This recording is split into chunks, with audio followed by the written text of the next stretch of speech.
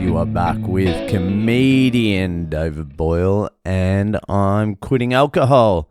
So it's another week of Boyle Reflects on his own life.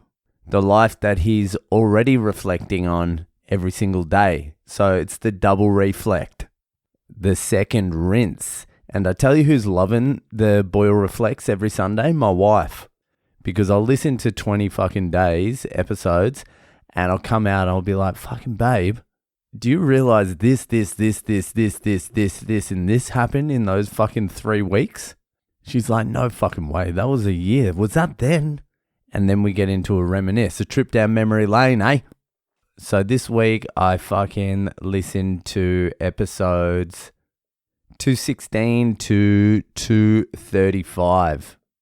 I was in India at the time. It was like New Year's, Christmas, and there really isn't that much to reflect on. I went to a house party on New Year's Eve, and I remember that getting a little bit fucking dicey because I was feeling real uncomfortable, and I still wasn't used to being sober, so there was a lot of people there. The first couple of hours was fine, and then I got a little bit itchy for a drink, but you know, you just plow through it, so that was fine. The thing that got me though, I did an episode called Hell. And I remember doing it. Of course, I remember doing it. Basically, the episode is I read out what my version of hell is. Like I was doing the Jordan Peterson fucking future authoring program thing. And one of the activities to doing it, or one of the fucking things he tells you to do in it, is to get a clear picture of what your life would look like if you just said fuck it and let everything fall to shit. And the idea behind it is that you have a clear concept of like a monster you can run away from. And so I did that. I did it 3 years before I even quit drinking. So I was almost in the hell at the time. So it was very clear to me when I fucking wrote it. And basically, just go back and listen to it. It's just hell. It's probably the fucking hardest thing for me to listen to because it still feels so close. Like when I wrote it, I was like, part of me was in that hell. And then when I read it out on the podcast, I was sort of out of it. I was sort of out of the hell I described in the episode, but I was still like borderline. That's why it kind of fucking affected me when I read it, because there was no distance between the hell I described and where I was then.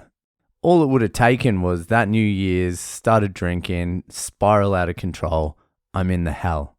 And so that was day 227. We're now in day like 1493 or something like that. So it's like 3.5 years since I've listened to that hell that I described all those years ago.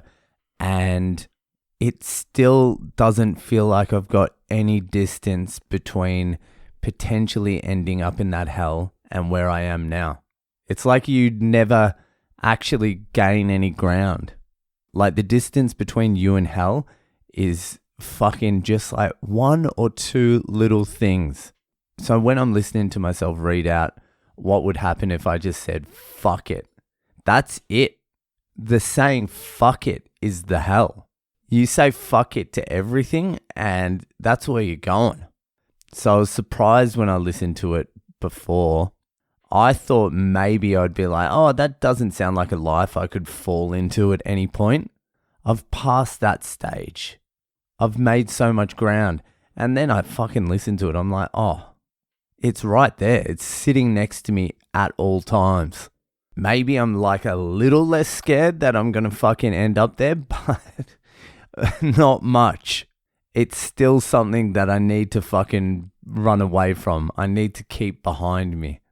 It's probably not a bad idea for me to go back and listen to that like every 6 months. Just to fucking sort my priorities out. Get my fucking head straight. Anyway, it pretty much still affects me the same as the fucking day I wrote it. Maybe a little bit less than the actual day I wrote it because I was fucking right in it. But you know what I mean. It's fucking still right there. On a lighter note, I also went to the Orb in Pondicherry, the fucking golden orb in the fucking sex ashram in Orneville or whatever the fuck it was called. I forgot about the fucking golden sex orb. That was fucking dodgy.